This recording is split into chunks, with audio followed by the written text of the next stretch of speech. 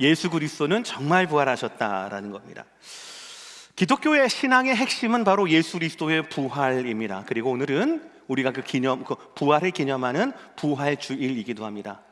그러나 안타깝게도 현대 교회와 성도들뿐만 아니라 세상 사람들은 이 예수 그리스도의 부활에 대해서 성경대로 해석하거나 믿고 있지를 않습니다.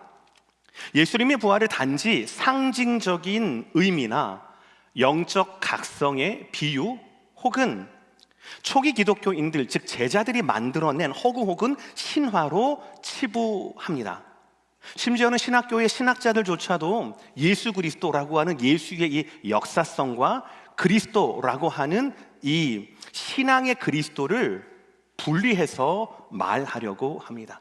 그러니까 예수가 그리스도가 아니다라고 이야기하고 주장한다라는 것이죠. 아마 여러분들은 처음 듣는 것이기 때문에 좀 설명이 필요할 것 같아요.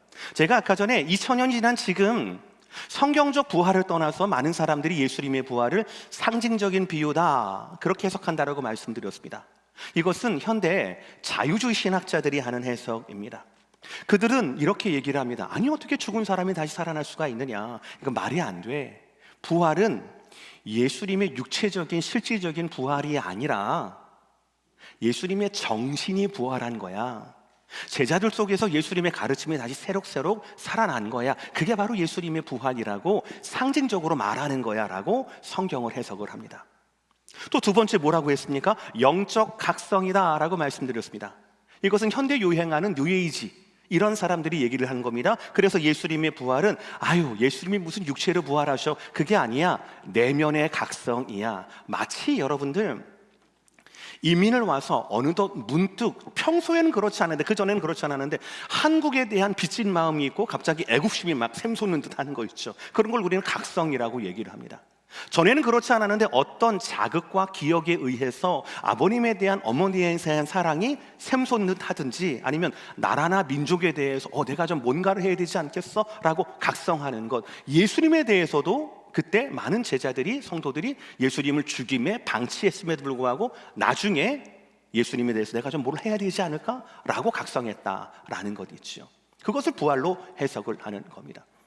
또한 마지막으로 어떤 사람들은 허황된 신화라고 이야기를 하는데, 무신론자들이 그러합니다. 예수님이 다시 사셨다고? 그런 일은 있을 수가 없지. 그게 아니라 예수님이 십자가에서 달려 돌아가심으로 말미암아 그 제자들, 꽤 많은 제자들의 그룹들이 있을 거 아니겠습니까? 그 제자들이 실패했잖아요. 그 제자들이 리더를 잃어버렸잖아요. 그 제자들의 실패와 그 상실을 그들이 나중에 예수님 시체를 훔치고 난 후에 예수님 부활하셨다라고 헛된 소문을 퍼뜨려서 예수님의 말씀대로 예수님 마치 부활하신 것처럼 그렇게 꾸며댔다라고 이해를 하는 것입니다. 좀 황당하죠? 당황스럽죠? 그러나 사실 죄송하지만 이것이 대세입니다. 이것이 대세예요. 그러나 오늘 우리가 살펴볼 누가복음 24장 말씀 전체는 이러한 주장들에 대해서 예수님의 부활이 상징이다, 비유다, 아니면 신화다 라고 하는 세상 사람들의 해석과 이 주장들에 대해서 정면으로 반박을 합니다. 하나님의 감동으로 말미암아 누가복음을 기록한 이 누가는 예수님의 제자이자 그리고 의사였습니다. 그러니까 의사였기 때문에 관찰력이 굉장히 뛰어나지 않겠습니까? 그리고 누가복음 1장 3절을 보시면 누가는 이런 태도로 복음을 기록했습니다. 모든 일을 자세히 미루어 살펴라고 얘기합니다. 그러니까 자기 마음대로 그냥 은혜 받은 대로 쓴 것이 아니라, 기록한 것이 아니라, 물론 성령의 감동으로 의사였던 자기의 캐릭터와 그 트레이닝된 그런 관찰력으로 모든 일을 자세히 미루어 봐서 순서대로 기록한 복음서가 바로 누가복음이라는 것이죠. 그러니 의사 누가가 기록했던 이 누가복음 24장에 의하면 부활은 상징이나 비유가 아니라 실제 있었던 시간과 공간 속에서 일어났던 역사적인 사건이다라는 것을 우리는 알 수가 있지요. 사랑하는 성도 여러분, 간절히 바랍니다. 오늘 말씀을 통하여서, 오늘 설교를 통하여서 저와 여러분 우리 모두가 예수 그리스도의 부활이 그냥 관념적인 것이고 그냥 상상에 의한 것이고 우리 마음속에서 일어나는 각성 정도가 아니라 진짜 2000년 전 역사적인 사건이었고 진짜 예수님의 육체가 부활하신 사건이었고 그것이 지금까지 우리 안에 살아서 실존하는, 실제하는 사건이라고 하는 것을 오늘 누가복음 24장을 통하여서, 이 시간을 통하여서 우리가 성경적으로 확인하고자 합니다. 만약에 세상 사람들이 말하는 것처럼 부활이 단지 제자들의 상상이나 환상에 불과하다라면 우리의 신앙은 헛되고 헛될 것입니다. 오늘 우리는 누가복음 24장 전체를 통하여서 예수 그리스도의 그 부활의 실제성에 대한 확고한 성경의 증언을 살펴보면서 저와 여러분의 이 부활 신앙을 더욱더 견고하게 해야 될 줄 믿습니다. 누가복음 24장에서 첫 번째로 우리에게 논증하는 사건은 바로 이것입니다. 예수님의 부활, 기록된 역사 속 실제 사건이라는 것이지요. 먼저 누가복음은요, 예수님의 부활이 역사적인 사건이었음을 여러 증거를 통하여서 우리에게 논증합니다. 사건 하나 그리고 사람 하나에 통하여서 거듭거듭 증거합니다. 그 첫 번째 사건이 바로 뭐냐면 빈 무덤의 사건 혹은 빈 무덤의 증거입니다. 여러분 다 아시겠지만 누가복음 24장의 세팅은 처음은 안식 후, 그러니까 안식일, 유대인의 안식일은 금요일 일몰 때부터 토요일 일몰 전까지입니다. 그렇죠? 그러니까 금요일, 토요일이 되는 거죠. 우리로 따지면은 그때까지를 기다리고 난 후에 날이 밝기를 기다린, 그러니까 주일날 아침, 일요일날 새벽이 되는 겁니다. 일요일 새벽에 이른 아침에 몇몇 여인들이 예수님 시체 처리를 하기 위한 향품을 준비해서 예수님이 묻힌 그 무덤에 찾아가게 됩니다. 왜냐하면 우리 시간으로 따지면 지난 금요일 오후 3시에 예수님이 죽으시거든요. 그런데 오후 3시에 죽으시고 일몰 한 6시라고 칩시다. 그러면 안식일이 시작하는 금요일 일몰 전까지는 3시간, 4시간밖에 남지가 않은 겁니다. 그러니까 3시간, 4시간 동안 방부 처리를 하거나 향품을 바르거나 이렇게 일반적인 장례 준비를 할 겨를이 없었던 거예요. 나서는 사람도 별로 없었고요. 다들 무서워가지고. 그것이 이 여인들이 너무너무 안타까웠던 겁니다. 그래서 이 여인들이 좀 2, 3일 지나긴 했지만 예수님의 시신이 더 이상 부패하지 않도록 향품과 약품을 가지고 예수님 가졌던 그 무덤에 가서 대기하고 있었던 겁니다. 그 사건을 누가복음은 이렇게 얘기하고 있어요. 1절의 말씀입니다. 안식 후 첫날 새벽에 이 여자들이 그 준비한 향품을 가지고 무덤에 가서 정확한 시간과 장소를 기록합니다. 뿐만 아니라 10절의 말씀, 이 여자들의 이름이 나와요. 막달라 마리아와 요한나와 야고보의 모친 마리아다라고 이야기를 합니다. 그러니까 이렇게 1절과 10절에서 이 사건에 대해서 구체적인 시간, 장소, 그리고 그 준비한 내용, 그리고 등장하는 인물들의 이름이 다 등장을 해요. 만약에 신화라면, 만약에 상징이나 비유라면 이런 기록이 필요가 없었을 겁니다. 만약에 그렇다 하더라도 이런 기록이 금방 들통났을 겁니다. 거짓 기록으로. 그러면 2000년 동안 우리 가운데 내려오지 않을 거예요. 말이 안 되는 겁니다. 게다가 또 한 가지, 2000년 전 예수님 당시에는요, 죄송합니다만 어떤 여성분들의 증언 있잖아요. 이것이 재판이나 이런 공식적인 증언과 증인으로 채택할 수가 없었습니다. 만약에 무신론자들이 말하듯 제자들이 꾸며낸 이야기였다라고 얘기를 한다라면, 또 그 이야기를 누가복음에서 기록했다라고 한다라면 그들은 부활의 첫 증인을 이렇게 여인들이 아니라 무슨 제자들이나 사도들이나 남성들 중심으로 기록해야만 했습니다. 그것이 그때 유효하기 때문에 그렇습니다. 그러나 성경은 사실 그대로를 기록했기 때문에 성경은 있는 그대로의 사실과 진실을 기록했기 때문에 이 여인들이 그 시간에 그 장소에 갔다라고 하는 사실을 기록했다라는 것이죠. 그런데 여인들이 무덤에 도착했을 때 분명히 바위로 그 안을 막았던 것을 기억하거든요. 그러나 바위가 개켜지는 겁니다. 그리고 안에 들어갔더니 예수님의 시신은 없고 예수님이 입으신 세마포만 개어져 있는, 너무 놀랐습니다. 게다가 찬란한 옷을 입은 사람, 동산지기인 것 같기도 하고 이런 사람이 갑자기 나타나서 이렇게 메시지를 전하는 겁니다. 어찌하여 살아있는 자를 죽은 자 가운데서 찾느냐, 여기 계시지 않고 살아나셨느니라 라고 단호하게 말합니다. 이것이 여인들이 받았던 첫 번째 부활의 메시지입니다. 누굽니까? 살아있는 자예요. 이 여인들은 이미 죽은 예수님이 아니라, 그의 인격이 아니라, 그의 말씀이 아니라, 그의 약속이 아니라 그의 시신이 걱정되어서 무덤 앞으로 나왔는데, 부활에 대한 기대는 전혀 없었고 그 앞에 나왔는데 첫 번째 들었던 말씀은 뭡니까? 그 예수님은 시신이 아니라 죽어있는 자가 아니라 살아있는 자다라는 거예요. 이것이 바로 부활의 본질을 정확히 짚어낸 것이에요. 여인들은 이 메시지를 듣고 그대로 이 천사들의 말에 의해서 제자들에게 달려갑니다. 그리고 제자들에게 이 부활의 소식을 전했어요. 그러나 이 빈 무덤의 사건을 여인들로부터 전해받았던 제자들은 어떤 반응을 보입니까? 우리 남성분들만 우리 11절의 말씀 한번 읽어주시겠어요? 11절 시작. 그들은 그들의 말이 허탄한 듯이 들려 믿지 아니하나. 자, 보셔요. 사도들은 그들의 말이 허탄한 듯이 들려 믿지 아니하나라고 되어 있습니다. 여러분들 혹시 이 말씀 가운데 좀 약간 좀 이상한 단어를 보지 못하셨습니까? 이상한 단어, 평범하지 않은 단어, 뭐가 있을까요? 우물우물 하지 마시고 정확히 말하시면 제가 땡 할 텐데요. 뭐라고요?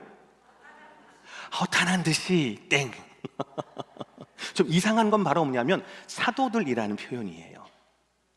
자, 사도들이라는 표현은 성경을 보시면 어디에서 나타납니까? 주로 복음서예요, 사도행전이에요? 제가 다 가르쳐 드렸잖아요. 답을. 복음서예요, 사도행전이에요? 그렇죠. 복음서의 제자들이 사도행전에서 사도가 되는 겁니다. 그리고 제자들 말고도 또 따르던 이 무리들이 120명 운동과 같이 기도하면서 성령을 받은 분들이 제자가 되는 거예요. 이해가 되시죠, 여러분들? 그러니까 복음서에는 사도들이라는 단어가 등장하면 됩니까? 안 되는 겁니까? 원래는 상황적으로는 안 되는 거예요. 왜냐하면 복음서에서는 제자들만 있어야 되는 거니까. 이해가 되시죠, 여러분들? 그런데 성령의 감동을 받은 누가는요, 사도들은이라고 딱 박아놨어요. 요즘 젊은이들 말은 박제를 시켜놨습니다. 사도들이. 그리고 아까 말씀하셨던 허탄한 듯이, 저 뜻이 뭔 줄 아세요, 여러분들? 똑같은 뜻이 있는데 좀 뉘앙스가 좀 고급스러운 말은 바로 뭐냐면 터무니없는 말로 했어요. 터무니없는 말이나 터무니없는 일. 그래서 사도들은 빈 무덤의 사건을 전하는 여인들의 말을 터무니없는 말로 들려서 믿지 아니하였다, 이렇게 되는 겁니다. 그런데 좀 교양 없이 말한다라면 이것은 허탄한 말은 바로 뭐냐면 헛소리예요. 헛소리. 그러니까 사도들이 이 처음에 부활의 소식을 전했던 여인들의 말을 뭘로 들었다고요? 허탄한 듯 뭘로 들었다고요? 헛소리로 들었다고요. 그래서 믿지 않았다라고 얘기합니다. 자, 보세요, 여러분들. 물론 누가복음이 기록된 것은 사도행전 이후에, 즉 교회가 이 땅 가운데 세워진 이후에 기록이 된 것입니다. 그래서 그때는 당연히 사도들이라고 하면 누군지 아는 거죠. 그런데 만약에 여러분들 사도들의 태도를 보세요. 나중에 보시겠지만 베드로도 그렇고 요한도 그렇고요, 바울도 그렇고 전했던 복음은 하나밖에 없어요. 그 복음은 예수님의 죽으심과 예수님의 다시 사심밖에 없거든요. 그러니까 예수님의 부활이 바로 복음이었던 거예요. 늘 설교하고 늘 강조했던 것이 복음이었던 거예요. 가장 흥분하면서 내가 부활하신 예수를 만났어 라고 말했던 것이 바로 그 복음, 부활의 메시지거든요. 그런데 그 메시지를 전하고 있는 지금 사도들이 맨 처음 부활의 소식을 들었을 때 무슨 취급했다고요? 허탄한 말을 취급했다고요. 헛소리로 취급했다고요. 믿지 않았다고요. 만약에 사람들이 말하듯이, 무신론자들이 말하듯이 부활 사건이 거짓말이었다라면, 부활 사건이 허풍이었다라면, 부활 사건이 제자들의 상실을 메이크업하기 위한 그들의 편집이었다라면 사도들이라고 박제할 이유가 있습니까? 저걸 왜 저렇게 말씀했을까요? 사실이니까. 창피해도 부끄러워도 그게 사실이었으니까 말이죠. 제자들의 의심과 불신까지도 사실이었기 때문에 솔직하게 기록한 것입니다. 사건뿐 아니라 사람을 통하여서 예수님의 우리는 부활의 역사성을 알 수가 있어요. 엠마오로 향해 가는 두 제자들에게서 발견이 됩니다. 13절의 말씀 제가 읽어요. 그날에 그들 중 둘이 예루살렘에서 25리 되는 엠마오로 하는 마을로 가면서, 두 분 중 이름이 밝힌 분은 글로바라고는 한 분입니다. 어쨌든 이름이 밝혀졌습니다. 그날 시간이 밝혀졌습니다. 예루살렘에서 25리 되는 엠마오라고 하는 마을이라고 하는 구체적인 장소가 등장을 했습니다. 그러니까 사실이라는 것이죠. 팩트라는 것이죠. 여기서도 마찬가지입니다. 이 제자들의 실망한 모습이 그대로 나옵니다. 21절을 보면 우리는 이 사람이 이스라엘을 구속할 자라고 바랬다, 속량할 자라고도 바랬다. 과거형이죠. 그러니까 지금 실망했다라는 겁니다. 그들의 희망과 그들의 미래는 이미 무너져 버렸어요. 그래서 많은 신학자들은 그들은 더 이상 신앙 공동체에 소망을 두지 않고 거기에서 떠나서 자기의 고향으로 먹고 살기 위해서 낙향하지 않았나라고 예상을 합니다. 이거는 제자들이 그 누구도 예수님의 부활을 기대하지 않았다라고 하는 또 다른 증거이기도 하죠. 근데 재미있는 것은 이 낙심하고 낙향하고 있는 이 엠마오로 향해 가는 이 두 제자들에게 예수님이 동행해 주신다라는 거예요. 27절의 말씀, 모세와 모든 선지자의 글로 시작하여 모든 성경에 쓴 바 자기에 관한 것을 자세히 설명하시니라. 여러분, 그러니까 여기에서 우리는 부활의 주님이 그냥 단순히 둥둥 떠 있는 그런 귀신 가두 같은 무슨 전설의 고향, 그런 서양편 같은 그런 것이 아니라, 귀신 비슷한 이런 유령 비슷한 그런 것이 아니라 실제로 우리와 동행하며 우리와 걸으며 우리에게 말씀을 가르치고 해석하고 또 나중에는 음식을 나누실 수 있는, 식사하시는 실제적인 인격체라는 것을 우리는 알 수가 있습니다. 특별한 또 사건이 발생합니다. 30절 31절 말씀 제가 읽어요. 그들과 함께 음식 잡수실 때에 떡을 가지사 축사하시고 떼어 그들에게 주시니 뭐라고요? 그들의 눈이 밝아져 그인 줄 알아보더니라고 되어 있어요. 그들의 눈이 밝아져 그인 줄 알아봤다라는 것이죠. 그러니까 뭐냐면 예수를 만났으면 좋겠어, 꿈에 나타났으면 좋겠어 하는 단순한 환상이 아니라 진짜 만나주시고 진짜 우리와 식사를 하셨다라는 것이죠. 그 직후 이 제자들은 발길을 돌려서 엠마오가 아닌 예루살렘으로 돌아갑니다. 그리고 다른 제자들에게 내가 부활하신 예수를 만났다라고 얘기합니다. 그거를 증거를 해요. 그러나 여러분들, 이 사건, 이 사람들, 빈 무덤의 사건과 엠마오로 향해 갔던 이 사람들의 이야기, 이 증언들은요, 부활이 단순한 개인적인 환상이나 집단적인 망상이 아니라 여러 목격자들에 의해서 확인된 역사적인 사건이라는 것을 보여줍니다. 게다가 누가는요, 의도적으로 시간, 장소, 사람들, 대화, 내용, 이 모든 것들을 다 기록을 해놓습니다. 그래서 전혀 다른 곳에 있는 전혀 다른 부류의 사람들이 동일한 예수 그리스도의 그 부활 사건을 증언하고 있다라는 것이죠. 사랑하는 성도 여러분, 기억하십시오. 예수 그리스도는 우리 마음에만 아니라 진짜 2000년 전 역사적으로 죽었다가 역사적으로 부활하셨다라는 사실입니다. 믿으시면 아멘 하시길 바랍니다. 조금 더 크게 아멘 하시길 바랍니다.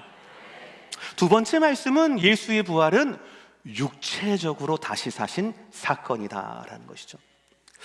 여러분들 잠시 오늘 그 제자들의 입장에서 한번 오늘 말씀을 보시기를 바랍니다. 제자들의 입장이에요. 불과 일주일 전만 하더라도, 지난주일 우리 종료주일 지냈지 않습니까? 일주일 전만 하더라도 예루살렘 성에 이 제자들이 예수님과 입성을 하면서 많은 사람들이 막 떠들썩하게 호산나 호산나라는 것들을 들었거든요. 막 우쭐우쭐했을 겁니다. 되게 신나 있을 거예요. 그러나 4일이 지나지 않아서 그 사람들의 호산나라는 찬양이 십자가에 못 박으라라고는 외침으로, 너도 예수를 따르는 자지 라고 하는 정죄와 위험으로 바뀌게 됩니다. 얼마나 무서웠겠습니까? 흩어질 수도 없고 모여가지고 그냥 문 잠그고 있는 겁니다. 근데 아침부터 여인들이 와가지고 허탄한 이야기, 아까 얘기했던 도저히 믿을 수 없는 이야기를 하게 되는 겁니다. 무덤이 비어있다라는 둥, 예수님이 부활하셨다라는 둥, 도저히 믿지 못할 이야기인 거예요. 긴가민가 하는데, 게다가 얼마 전에 떠났던, 엠마오로 떠났던 그 제자가 다시 돌아와서는 자기들도 부활하신 예수님 만났다, 말씀을 들었다, 눈이 밝아졌다, 같이 식사까지 했다라는 그런 이야기를 하는 겁니다. 이 두 사람은 전혀 다른 지점에 있었는데 같은 부활의 예수님을 말하고 있는 거예요. 그 증언을 들었을 때 이 제자들의 느낌이 어땠을까요? 긴가민가 했을 겁니다. 어디까지 믿어야 할지 확인할 방법이 뭘까 좀 궁금했을 거예요. 근데 도무지 실마리가 안 풀릴 거예요. 왜요? 나는 안 만났거든요. 나는 모르겠거든요. 나는 경험 못 했거든요. 그런데 그때 그들이 우왕좌왕하고 있을 때, 이게 진짜냐 만약 이런 얘기를 하고 있을 때 놀라운 사건이 펼쳐집니다. 36절의 말씀 다 함께 또박또박 시작. 이 말을 할 때에 예수께서 친히 그들 가운데 서서 이르시되 너희에게 평강이 있을지어다 하시니 아멘. 목사님, 이 구절을 그대로 픽스를 해주세요. 의사 출신인 누가는 너무나도 정확하게 기록을 하고 있습니다. 세 가지예요, 이 구절에서. 첫 번째, 예수께서 친히 서서라고 말씀을 하세요. 헬라어 원문으로 이 친히 서서라는 표현은 예수님께서 직접 실제로 그 자리에 오셨다라는 것을 말하는 겁니다. 이게 바로 친히 서서예요. 그리고 두 번째, 어디에 서셨습니까? 그들 가운데 서서라고 말씀을 하셨어. 예수님 무슨 대리를 보낸 것도 아니고 뭐 심부름을 한 것도 아닙니다. 친히 그들 가운데 서서, 그들 가운데는 뭡니까? 공간을 차지했다라는 겁니다. 누구든지 그 주위에 있는 사람, 지금 예수님 어디 계십니까? 라고 하면 예수님 계신 곳을 찍는다라는 거예요. 바로 그 공간을 차지하고 계신다라는 겁니다. 세 번째, 이르시되 너희에게 평강이 있을지어다. 이건 뭡니까? 누구도 오해할 수 없는, 모든 사람들이 클리어하게 들을 수 있는, 명확한 들을 수 있는 음성으로 말씀하셨다라는 것이죠. 그러니까 이 말씀은 예수님에 대한 그 부활이 단순한 환청이나 환상이 아니라 실제 공간에 울려 퍼지는 음성이었다라는 것이죠. 그러니까 오늘 누가복음 23장 36절의 이 말씀은, 이 한 구절은요, 부활하신 예수님께서 실제로 스스로 제자들 가운데 오셨고 물리적인 공간을 차지하셨으며 모두가 들을 수 있는 음성과 소리로 제자들에게 말씀하셨다라는 것이죠. 그러니 그분의 부활은 우리의 생각이 아니라 우리의 눈으로 볼 수 있고 우리의 귀로 들을 수 있는 실질적인 육체적인 부활이었다, 물리적인 부활이었다라는 것이죠. 긴가민가 하는 예수님의 부활의 소식을 헛소리로 추구했던 그들 가운데 예수님이 오셔서 보여주셨다, 말씀에 들려주셨다라는 것이죠. 근데 재미있어요. 너희에게 평강이 있을지어다, 평강을 말씀하시거든요. 근데 제자들의 반응은 어떻습니까? 그들은 놀라고 무서워하여 영을 보는 줄 생각하는 지라라고 얘기해요. 믿지를 못해요. 놀라고 무서워합니다. 당연하지 않겠습니까? 너무나 자연스러운 반응 아니겠습니까? 한 번도 못 봤거든요. 상상도 못 했거든요. 예수님의 부활은 똑같은 겁니다, 여러분. 그만큼 예수님의 부활은요, 내가 그 소문을 두 번 듣고 그리고 직접 내가 목격한 제자들, 그 음성을 들었던 제자들도 놀랍고 무서운 소식이에요. 예수 부활은 그런 겁니다. 근데 주목할 것은 여기에 대한 예수님의 대응입니다. 38절부터 40절까지 제가 읽을게요. 맨 마지막 구절만 여러분 같이 읽읍시다. 예수께서 이르시되 어찌하여 두려워하며 어찌하여 마음에 의심이 일어나느냐? 내 손과 발을 보고 나인 줄 알라. 나를 만져보라. 영은 살과 뼈가 없으되 시작. 너희 보는 바와 같이 나는 있느니라. 첫 번째, 예수님은 거듭 의심만 그리고 두려움에 떨고 있는 제자들을 질책하지 않습니다. 저 같으면 베드로에게 계속 눈을 맞춰줬을 것 같아요. 야, 너 내가 그렇게 얘기했는데 그럴 수 있어, 막 그랬을 것 같은데 예수님은 그렇게 말씀하지 않으십니다. 그 전 구절 보여주세요, 목사님. 왜 의심하느냐라고 말씀하시고 난 다음에 지금 여러분 꼭 잘 들으셔야 합니다. 잘 들으셔야 합니다. 그리고 난 후에 예수님께서 제자들에게 무엇을 확인하려고 하시는지를 잘 보셔야 합니다. 왜 의심하느냐, 왜 무서워하느냐라고 말씀하시고 난 후에 내 손과 발을 보고 나인 줄 알라. 나를 만져보라 라고 말씀을 하세요. 그리고 나 이어서 영은 살과 뼈가 없으되 너희 보는 바와 같이 나는 있느니라. 지금 제자들이 왜 무서워하고 있습니까? 왜 이해가 안 되는 거예요? 예수님이 영인 줄 알고, 쉽게 말하면 예수님이 귀신 줄 알고 이러는 거예요. 근데 예수님은 그들을 교정합니다. 나는 살과 뼈가 있어. 나를 봐. 나를 만져봐. 라고 하면서 예수님의 물리적인, 예수님의 육체적인 부활을 거듭거듭 확인해 주시는 겁니다. 그렇죠? 그리고 영은 몸과 살이 없지만 나는 있지 않니? 라고 말씀을 하시는 거예요. 그러니까 예수님의 부활이 우리의 생각 차원에서, 우리의 의식 차원에서, 우리의 관념 차원에서의 부활이 아닌 분명한 볼 수 있고 만질 수 있고 확인할 수 있는 육체적인 부활이라고 하는 것을 예수님은 가장 처음 만난 제자들에게 강조하고 그들 가운데 확인했던 거예요. 그러니까 여러분들, 우리가 예수님의 부활을 그냥 좋으면 좋은 거지 라고 얘기하면서 부활, 저도 예수님 부활할 거예요. 저도 열심히 살아요. 저도 다시 한번 깨어나겠습니다. 저도 부활신앙으로 무장하겠습니다. 뭘 무장하냐고요? 뭘 각성하냐고요? 뭐를 다시 깨우치냐고요? 2024년의 부활절일과 오늘 부활절이 똑같게 느껴지는 것은 아닌 거예요. 성경이 말씀하고 있는 부활주일이 우리의 메시지가 되어야 한다는 사실입니다. 근데 성경은 뭘 말하는 겁니까? 우리 가슴에서 살아난 예수님이 아니에요. 진짜 실질적으로, 역사적으로, 육체적으로 살아난 예수님이거든요. 부활하신 예수님께서 믿음이 없는 제자들 가운데 뭐라고 말씀하십니까? 야, 봐, 야, 만져봐. 나는 영이 아니야. 나는 육체로 완전히 부활한, 말씀대로 부활한 예수야 라고 말씀하고 있지 않습니까? 그러니까 저와 여러분 믿어야 할 예수님이 누구입니까? 육체적으로 완전히 부활한 예수 그리스도가 바로 저와 여러분들의 예수 그리스도여야 한다라는 것이지요.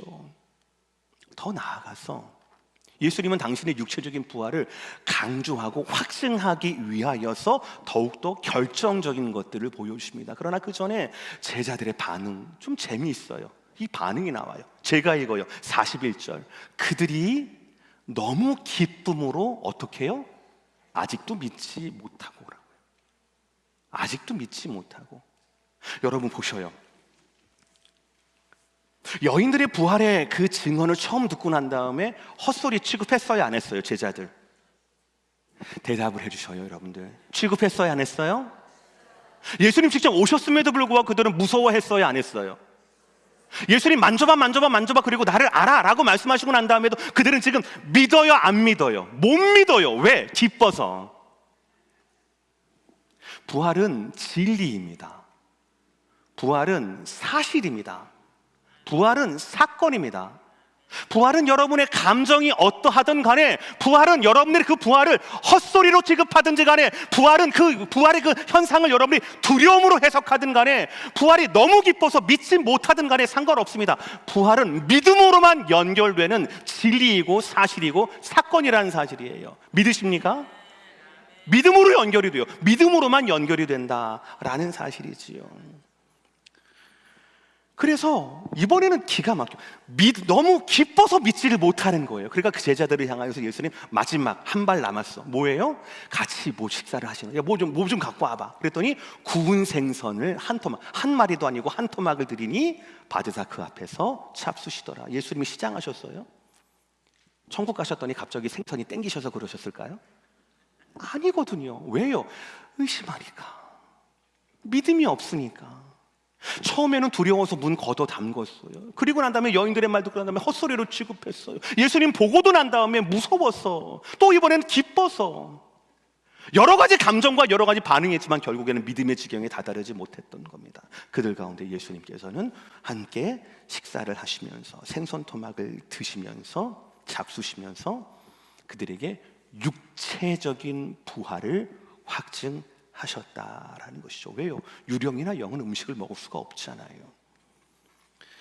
그러니 이 장면은 거듭 말씀드립니다. 예수님의 부활이 영혼의 어떤 역할이나 작용, 제자들의 마음과 그 심리적인 정서적인 어떤 기억이 아니라 실질적이고 육체적인 부활이었다라는 것을 말씀하고 있어요.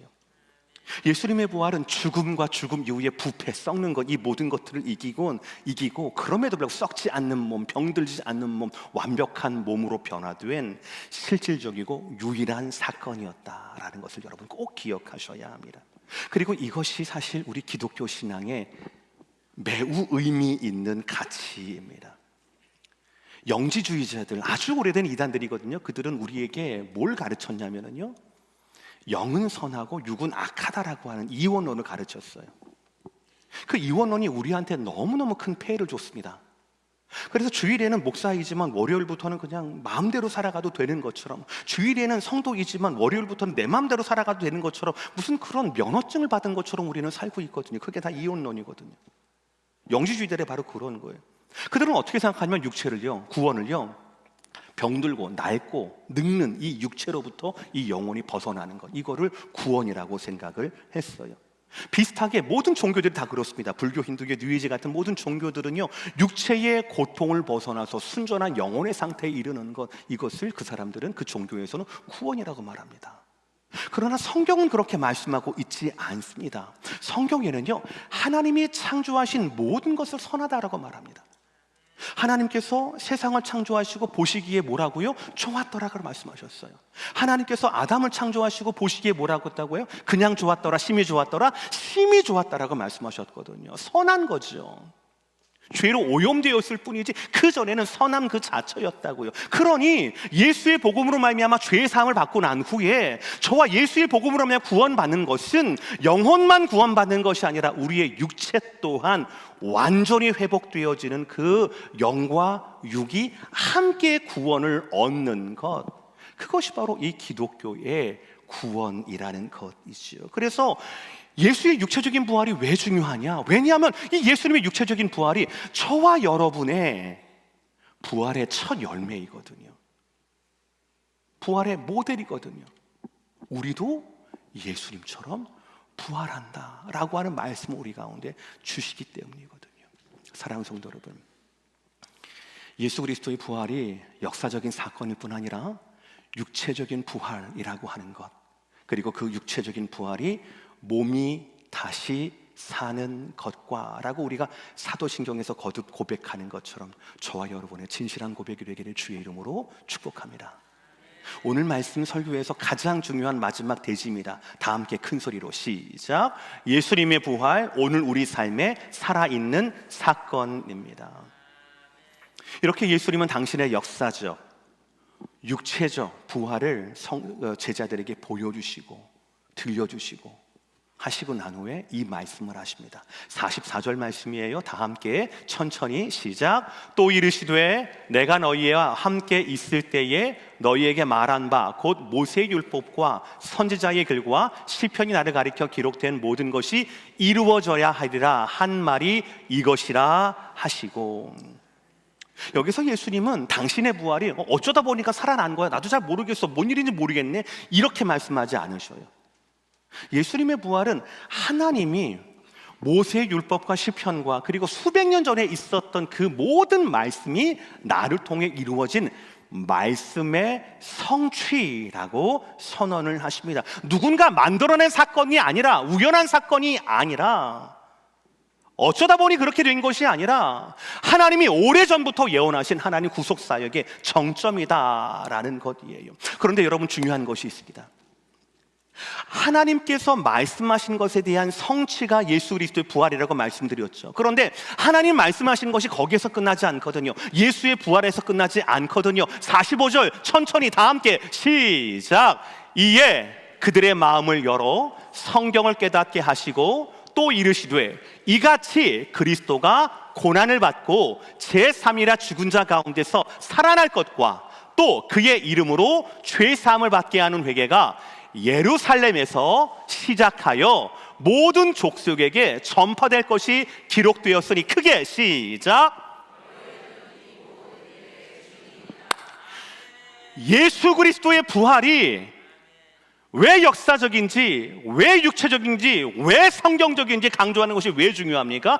2000년 전 예수 그리스도의 부활이, 이 부활 사건이 2000년 전 예수님 한 분에게만 이루어진 사건이 아니라는 거예요. 그 2000년 전 예수의 부활을 우리가 믿는다라면 이 부활은 우리에게도 실존하는, 우리에게도 실제하는, 진짜로 존재하는 사건이 된다라는 겁니다. 무엇으로요? 사명으로 연결되기 때문에 그렇습니다.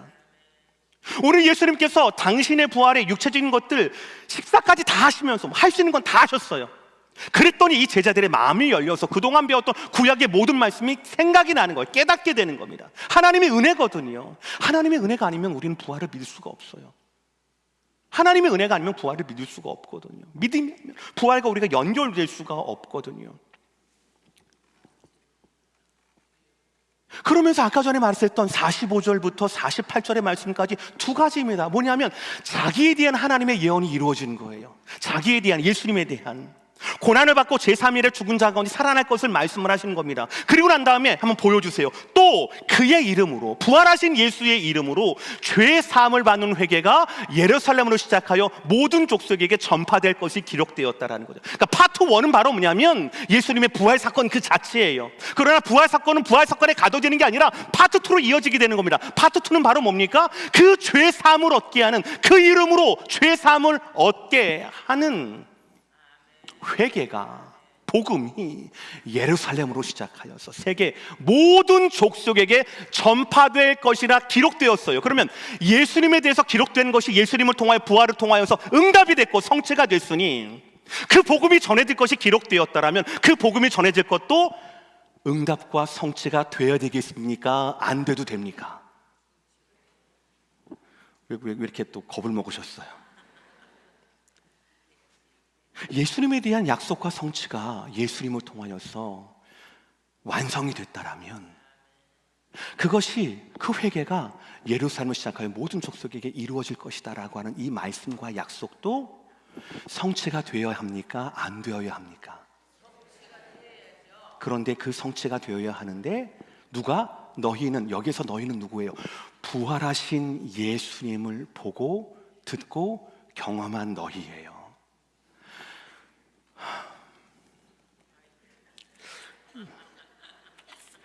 다음 주 주일 설교가 베드로에 대한 말씀이에요. 제가 고난주간 가운데 다음 주 주일 설교를 준비를 하면서 제가 얼마나 베드로를 사랑하려고 했는지 몰라요. 너무 한심했거든요. 너무 미웠거든요. 목소리라도 작으면 좀 어때요? 근데 목소리는 제일 큰 게 제일 먼저 도망가고 막 그러니까 얼마나 인간적으로 힘들었겠어요. 그래 나중에 대표사도라고 해서 많은 사람들에게 막 설교하고 막 그러거든요. 사도행전을 보세요 여러분들. 베드로, 요한이 짝지어 있는데 요한은 한마디도 안 해요. 베드로만 막 설교하거든요. 근데 정작 십자가에서 가장 끝까지 예수님의 어머니를 맡은 사람이 누구예요? 요한이거든요. 좀 목소리 좀 크다고 나이 좀 많다고 베드로가 그런지는 모르겠으나, 근데 여러분, 우리가 자격이 없어도 돼요. 우리가 좀 과거에 부끄러운 짓을 해도 돼요. 십자가를 거부하고요, 거절하고요. 솔직히 이 베드로가 예수님 이틀 전만 하더라도요 3번이나 부인한 거 기억하십니까? 경고를 받았음에도 불구하고 부인한 거 기억하십니까? 예수님 떠나고 예수님을 저주한 거 기억하십니까? 그런 베드로에게 뭐라고 합니까? 이 모든 일의 증인이다라고 얘기를 해요. 자, 그러면 베드로가 들었던 증인이라는 이 서티피케이시, 이 확인과 예수님의 이 인정하심이 기준은 뭐예요? 인격이겠습니까? 실력이겠습니까? 아니요. 기준은 한 가지밖에 없습니다. 부활하신 예수 그리스도를 보고 듣고 확인한 자, 이 한 가지밖에 없다라는 사실입니다.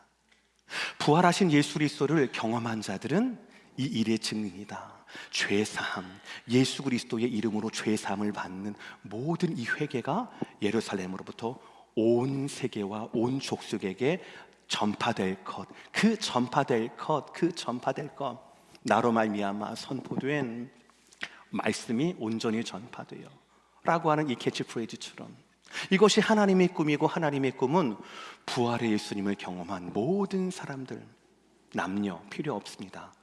베드로 과거 필요 없습니다. 그저 부활의 예수님, 2000년 전에 그 예수님을 내가 오늘 믿음으로 연결된 모든 사람들은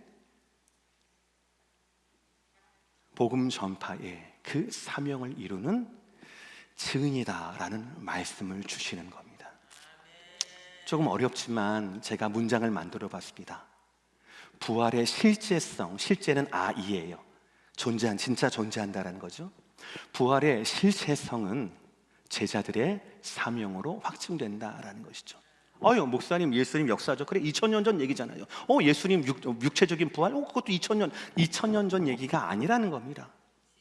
무엇을 위한 부활이냐라는 겁니다. 바로 우리를 위한 것이고 우리의 사명을 위한 부활이다라는 것이죠. 실제로 초대교회 사도들은 설교를 할 때 뭐 논리, 교리 이런 걸 설교하지 않았습니다. 베드로는 오순절 설교에서 이 예수를 하나님이 살리신지라 우리가 다 이 그 일의 증인이로다라고 사도행전 2장 32절에서 말하고 있습니다. 바울은 광장에서 이렇게 외쳤습니다. 예수를 죽은 자 가운데서 다시 살리신 것으로 모든 사람에게 믿을 만한 증거를 주셨습니다 라고 말씀했습니다. 사도들이 전한 것은 부활밖에 없어요. 배반했던 베드로도, 성도들을 잡아 죽였던 사울이었던 바울도, 그들은 모두가 부활하신 예수님을 경험하고 난 다음에 완전히 바뀌게 됩니다. 말씀 결론 내릴게요. 사랑하는 성도 여러분, 부활은 그렇습니다. 예수님께서 레저렉션, 다시 사신 것을 말하는 겁니다. 근데 중요한 것은 그 부활의 사건을, 그 사실을, 성경대로의 부활을 우리가 믿는다라면 우리도 다시 산다라고 하는 진리입니다. 그렇기 때문에 이렇게 말씀드릴 수 있어요. 성경의 부활 사건이 2000년 전 예수님에 대한 사건이지만 이것이 믿음으로 연결된다라면 이것은 현재 우리 모두의 사건이 된다라는 사실이지요. 그러니 사랑하는 성도 여러분, 예수 그리스도의 부활을 그냥 부활주일날 듣고 오늘 목사님 설교 배고파 죽겠는데 왜 이렇게 오늘은 늦게 끝나는 거예요? 왜 이렇게 길어? 평소보다 30분 늦게 했는데 배고파 죽겠네. 내 거는 없으면 어떡하지? 이런 것이 아니라 이 부활주일날 여러분의 영혼 가운데, 여러분의 심장 깊숙이 성경대로의 부활하신 예수 그리스도, 역사적으로, 육체적으로, 그리고 실제한 우리의 사명으로 살아계신 예수 그리스도를 다시 한번 만나게 되고 확인할 수 있는 저와 여러분 되시기를 주의 이름으로 축복합니다. 한 가지만 더 권면을 드릴게요. 오늘 제자를 보시면 정말로 할 수 있는 끝까지 부활의 예수님을 믿지를 못하는 모습 보이지 않습니까? 그렇죠? 창조의 하나님을 믿기가 참 어려운 것만큼 부활의 예수님을 믿는 것도 참 어렵습니다. 성경도를 믿기가 참 어려워요. 예수님을 필요해요. 예수님 만남이 필요합니다. 혹시 여러분 가운데, 여러분의 가정 가운데, 여러분의 자녀 가운데 교회는 다니지만 성경대로의 예수 그리스도의 부활을 고백하지 못하고 소개받지 못한 분들이 계신다면 여러분의 입술로 성경을 통하여서 우리 마음대로의, 상상대로의 부활이 아니라 성경대로의 육체적인, 역사적인, 실제적인 부활이었다라고 가르칠 수 있고 소개할 수 있는, 그렇게 해서 예수 그리스도께서 만나주시기를 원할 수 있는 저와 여러분 모두가 되시기를 주의 이름으로 축복합니다.